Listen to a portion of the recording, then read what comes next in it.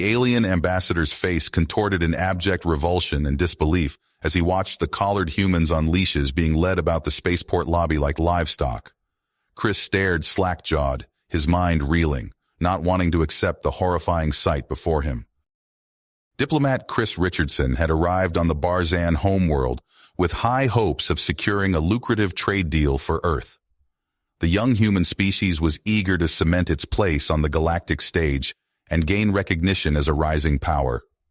Chris aimed to use his skills in negotiation and statecraft to bring the human race prestige and prosperity. But now, as the Barzan guide Tyro led him through the alien spaceport corridors, Chris's gut churned with disgust and dismay. He had to fight down bile rising in his throat when he first glimpsed the pet humans casually strolling on leashes beside their Barzan masters. The domesticated humans appeared healthy, but had a disturbing, vacant, servile look in their eyes, a far cry from the brilliant spark of free will. Tyro noticed Chris's stricken expression and chuckled condescendingly. "Ah, I see you've noticed our human pets. Charming, aren't they? We find your species' small size and limited intellect quite manageable and adorable. Why, every respectable Barzan noble has their own human pet servant." Chris rounded on Tyro, barely able to form words as rage and revulsion surged through him. He sputtered out strangled questions, demanding to know how this repugnant treatment of humans came to be. Tyro looked puzzled by the outburst, seeing human pet ownership as perfectly normal and acceptable. Swallowing the volcanic fury building inside him, Chris followed Tyro into the conference chamber, his heart pounding. He realized with sobering clarity that these trade negotiations had just become about far more than mining rights or import tariffs. No, Chris was fighting for the very dignity and autonomy of the human species itself against a galactic power structure that saw his kind as mere dogs to collar and command. The stakes could not be higher. If Chris failed to overturn the Barzan's view of humans as a slave race, more of his people could be captured, subjugated, and bred as pets. He had to succeed, or humanity would become forever stained with the shame of servility. As he took his seat at the crystalline conference table, Chris knew battle lines had just been drawn for an interspecies confrontation that would alter the trajectory of human history. He would fight to his last breath to ensure mankind would enter the stars as masters of their own destiny.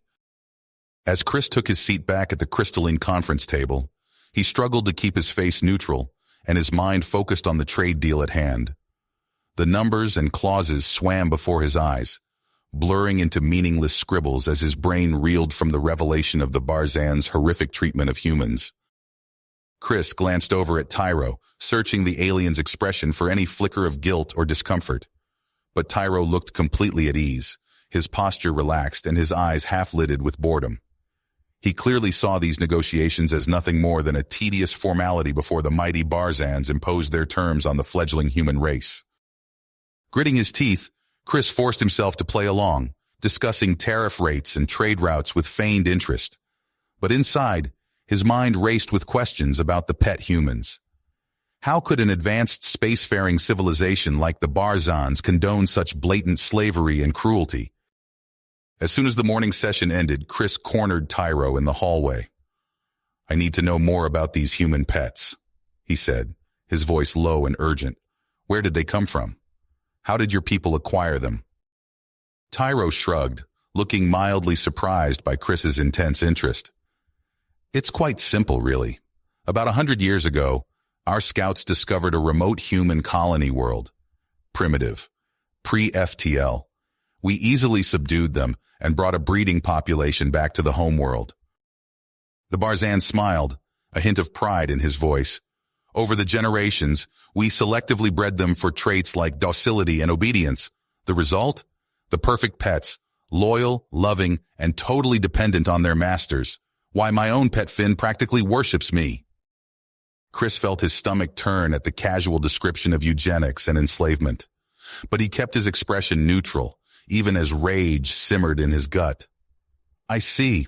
And could I perhaps meet some of these pet humans? Just to satisfy my curiosity, of course." Tyro hesitated for a moment, then nodded. "I suppose there's no harm in it. Come, I'll take you to one of the finest human pet residences in the city. Chris followed Tyro to a sprawling, opulent mansion on the outskirts of the capital.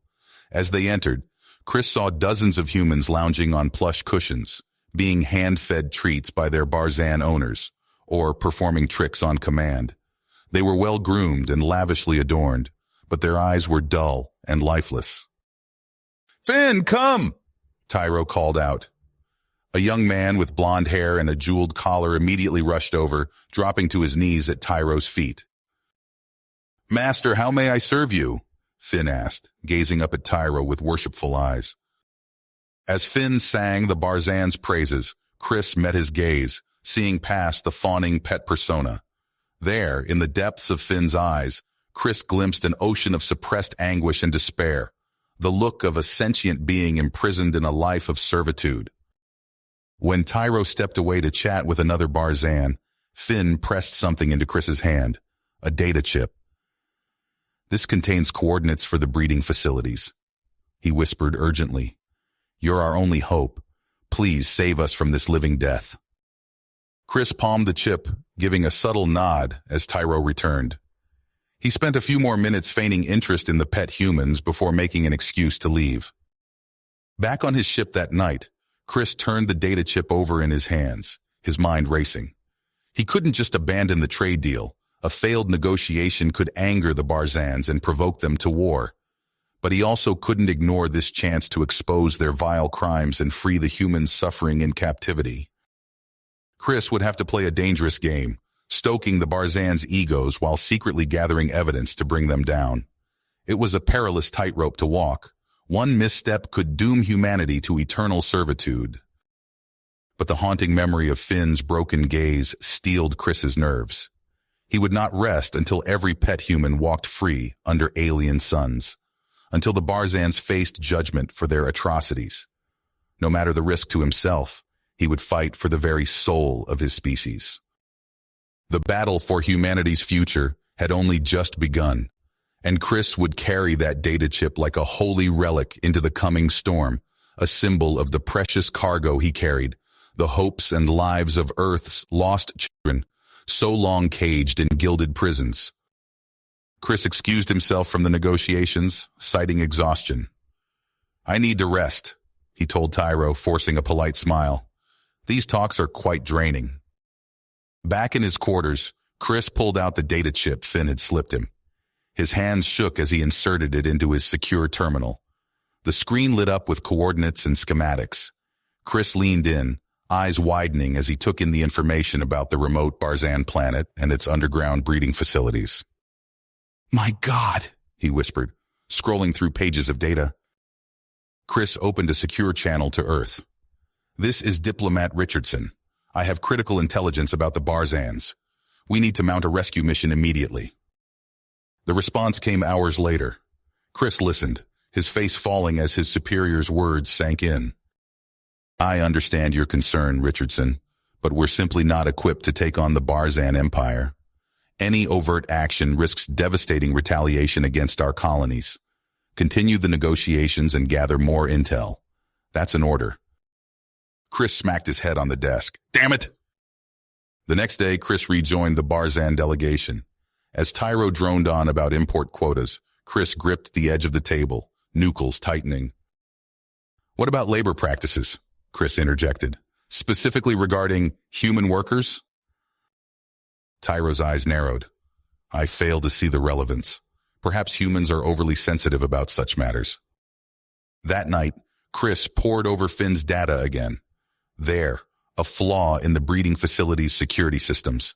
His mind raced. He couldn't just sit by and do nothing. Chris forged transfer orders on his diplomatic computer. Heart pounding, he slipped out of the compound and made his way to the spaceport. He located a small craft, overrode the security, and took off into the night sky. The stolen ship dropped out of FTL near a barren, rust-colored planet.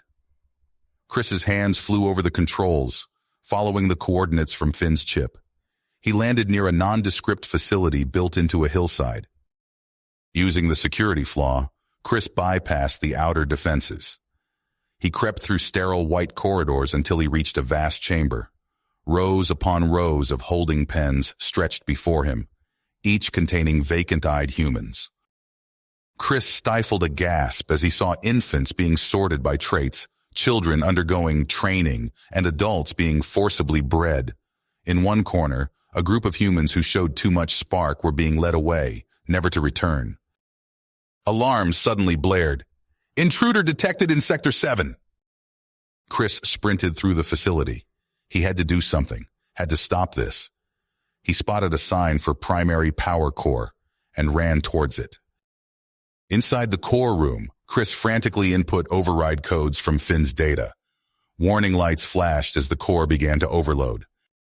As Chris raced back towards his ship, he passed a nursery. Without hesitating, he scooped up 2 infants and a young boy. "Come on," he shouted to a group of adults. "We're getting out of here." They piled into the small craft just as a massive explosion rocked the planet. Chris punched the throttle, the ship streaking into the sky as chunks of molten rock rained down behind them. As they reached orbit, Chris looked back at the devastation below. The breeding facility was obliterated, a smoking crater all that remained. He knew he'd struck a blow against the Barzan's cruel industry, but at what cost? There was no going back now. War was coming. Chris piloted the stolen craft back towards his diplomatic vessel, his heart pounding. The rescued humans huddled silently in the cargo hold, still shell-shocked from their ordeal. As they approached, Chris spotted Barzan patrol ships in the distance. "Hang on," he called back to the others. "This might get bumpy." He cut the engines and let the ship drift, hoping to avoid detection. Minutes crawled by as the patrol vessels passed within kilometers of their position. Chris held his breath, not daring to move. Finally, the Barzan ships vanished into the inky blackness of space. Chris restarted the engines and docked with his diplomatic vessel. As he boarded, his first officer rushed up to him. "Sir, where have you been? We received urgent orders from Earth to depart immediately. They're saying something about rising tensions with the Barzans." Chris's mind raced. If they returned to Earth now, these freed humans would be recaptured and sent back to a life of servitude. He couldn't let that happen. "Computer, initiate virus protocol Alpha 7, Chris commanded. The ship's systems flickered as the virus wiped clean the logs and communication records. Chris turned to his bewildered crew. "Listen up. We're going dark. No more contact with Earth. We're taking the fight to the Barzans." He laid out his plan to the freed humans and his own crew. Using Finn's data, they would strike at every Barzan breeding facility they could find. "I won't lie, this is practically suicide," Chris said, "but it's the only way to free the rest of our people. Who's with me?" The freed humans stepped forward without hesitation.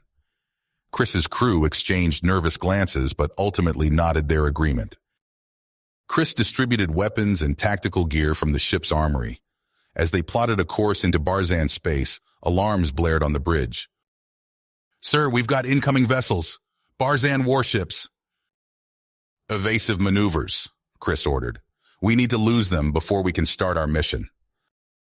The chase was on. Chris's ship darted between asteroid fields and gas giants, the Barzan fleet always on their tail. Each time they thought they'd lost their pursuers, more enemy ships would appear. During a brief respite, Chris gathered his makeshift crew on the bridge. "We can't keep running forever," he said. "Time to take the offensive. Our first target is a breeding compound in the Rigel system. We go in fast, neutralize security, and free every human we find. Questions?" A former pet human named Sarah raised her hand. What if some of them don't want to be freed? We've been conditioned our whole lives." Chris looked her in the eye. "Then we give them the choice, but we have to try." As they approached Rigel, tension filled the air. This was it, the point of no return. Chris knew that after this, there would be no going back. He would be branded a fugitive, hunted across the stars. But as he looked at the determined faces around him, humans who had known nothing but slavery their entire lives, now ready to fight for freedom, he knew it was worth it.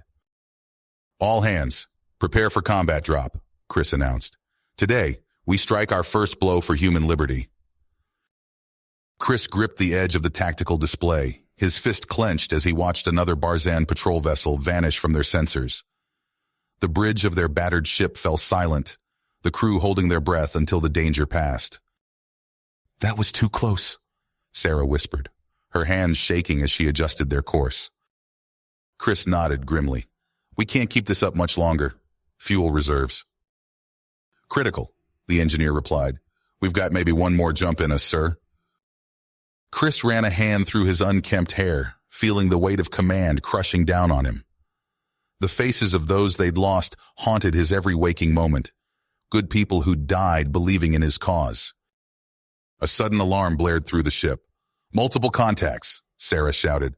"Barzan hunter-killers closing fast." "Evasive maneuvers," Chris ordered, but he knew it was futile. Their ship lurched as enemy fire tore through their weakened shields. The medbay doors hissed open and 2 badly wounded crew members were dragged onto the bridge. Chris's stomach turned at the sight of their mangled bodies. "Sir," the medic said, his voice breaking, "we're out of supplies. There's nothing more we can do for them." Chris looked into the eyes of the injured rebels, seeing only pain and a plea for release. With trembling hands, he drew his sidearm.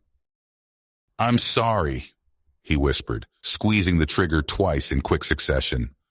The sound echoed through the bridge, leaving a deafening silence in its wake. Before anyone could process what had happened, the ship rocked violently. "Direct hit," Sarah cried. "We've lost engines." "Plot a jump," Chris commanded. "Anywhere. We just need to get out of here." The hyperdrive whined in protest as they engaged, the damaged ship shuddering as it tore through space. When they emerged, Chris's heart sank. All around them, jagged chunks of rock and twisted metal filled the view screen. "What the hell?" he breathed. "Some kind of debris field," Sarah reported, "and we're headed straight for that planetoid." Chris tried to take evasive action, but nothing responded. "All power to life support," he shouted. "Everyone to the escape pods, now!" They scrambled through the corridors as the ship began to break apart around them. Chris helped the last crew member into a pod before climbing into his own. The hatch sealed with a hiss just as explosive decompression tore through the vessel. Chris's pod shot into space, tumbling end over end. Through the tiny viewport, he watched in horror as his crew's pods were smashed to pieces by the swirling debris. One by one, the life signs on his scanner winked out. "No," he whispered, pounding his fists against the pod's hull. "No, no, no." But there was nothing he could do. Chris drifted alone through the void, his body battered and his spirit broken. Hours passed, each breath more labored than the last as the air slowly ran out. As consciousness began to fade, a flicker on his scanner caught his attention. Barzan ships. With the last of his strength, Chris activated the emergency transponder. This is how it ends, he thought, darkness creeping in at the edges of his vision. In his mind's eye, he saw himself in chains, paraded before jeering Barzan crowds. But even as that image filled him with despair, a spark of defiance refused to die. Chris's gaze fell on the tattered photograph of a collared human he'd carried since that fateful day on the Barzan homeworld. Rage and pride surged through him one last time before the pod's systems failed, plunging him into darkness. You have reached the end of the story. If you enjoyed this story and want to support us, please leave a like and subscribe to our channel, and for every comment that says 88, I will heart every single one of them. Thank you for your time.